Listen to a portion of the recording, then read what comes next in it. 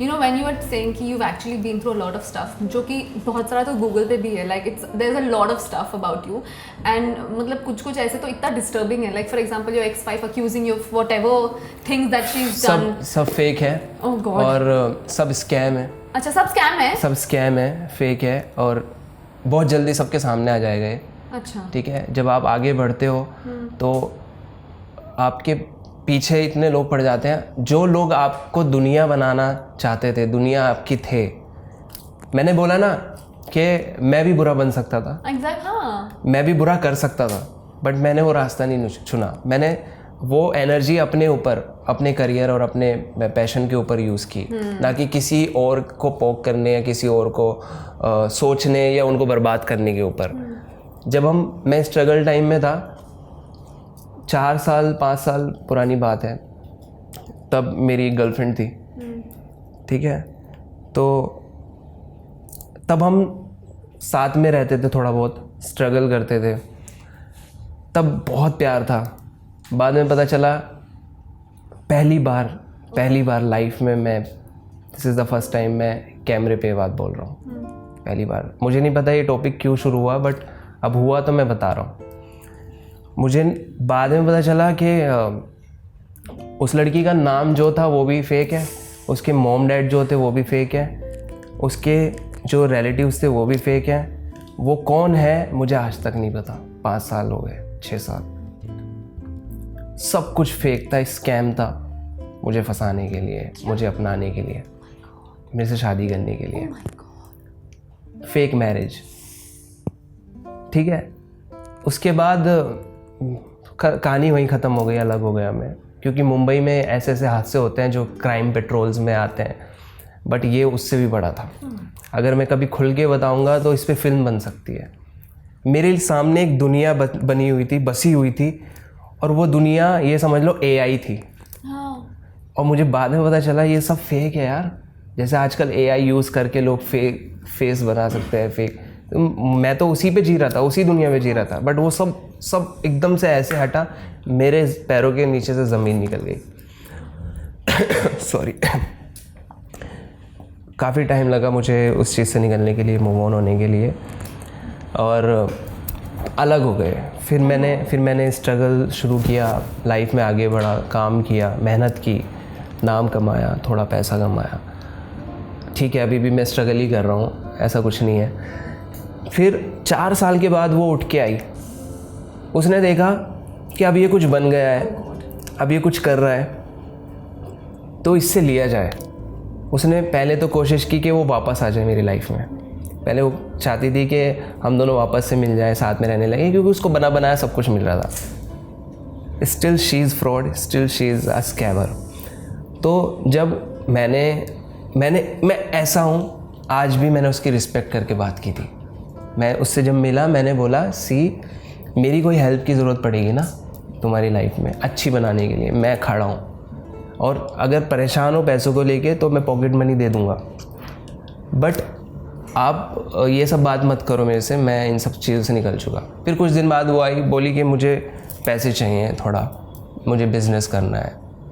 मैंने बोला यार ठीक है, आप 5-6 साल आपने क्या किया है, मेहनत करते, कुछ करते तो ये नौबत ना आती. मैंने बोला थोड़ी बहुत हेल्प कर सकता हूँ मैं, बट इतनी बड़ी नहीं कर सकता. She was asking around 15 lakh rupees. मैंने बोला मैं कैसे दे सकता हूँ. उसको ईगो पे आ गया. बोले तुम इतना अच्छा कमा रहे हो, तुम इतना अच्छा रह रहे हो, इतनी अच्छी गाड़ी में घूम रहे हो, मेरे को चाहिए. मैंने बोला ये कौन सी ज़िद है. बोली नहीं तो मैं पुलिस केस करूँगी. मैंने बोला क्या पुलिस केस करोगी, मतलब वो मैं देख लूँगी.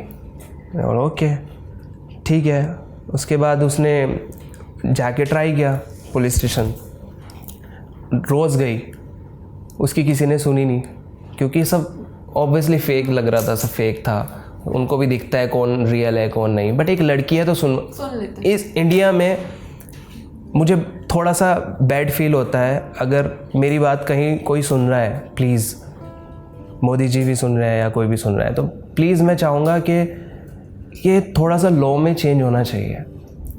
लड़की की कहीं नहीं सुनवाई होती, कोई सुनना नहीं चाहता. मेरे पे क्या बीती है, मेरे मॉम डैड पे क्या बीती है, मैं कितना रोया हूँ, मैंने कितना कुछ खोया है, मैंने कितना बर्बाद किया है, कोई नहीं देखना चाहता।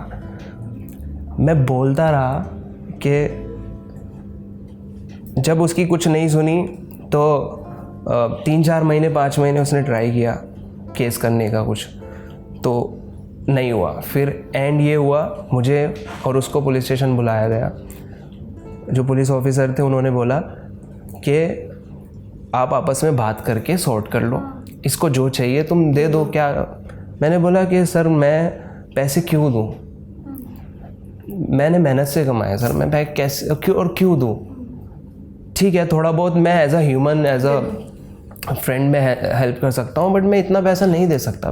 मेरे भी खुद के यार एक्सपेंसेस हैं, मेरे खर्चे हैं, मेरी मॉम है, मेरी फैमिली है, उनके लिए मुझे करना पड़ता है। I can't do that. तो वो बोले ठीक है, तुम लोग बाहर जाके बात कर लो और सॉर्ट कर लो।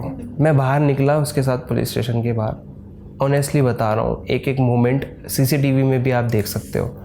बाहर निकला, बाहर निकल के मैंने बोला कि मैं ऐसे खड़े होके बात नहीं कर सकता, हम आर्टिस्ट, लोग जानते हैं, देखते हैं, तो आप गाड़ी में बैठो, हम ऐसे राउंड लगाएंगे और मैं आपको वापस ड्रॉप कर दूंगा।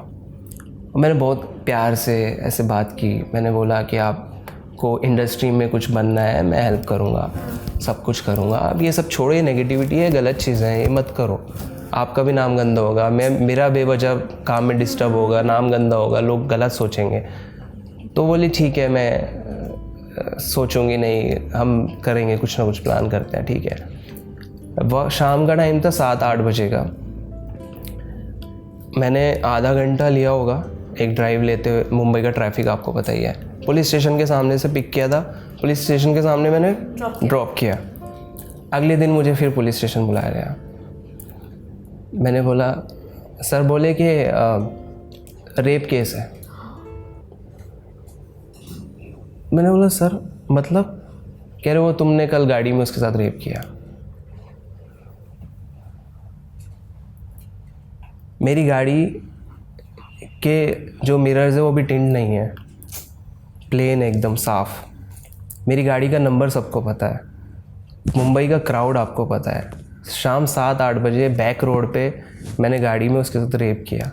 बैक रोड जो कि क्राउड से रहता है, और मेरे फैंस वहाँ पे इतने मिलते हैं, आप जाओगे नॉर्मली। कौन सा ऐसा रूल है, कौन सा?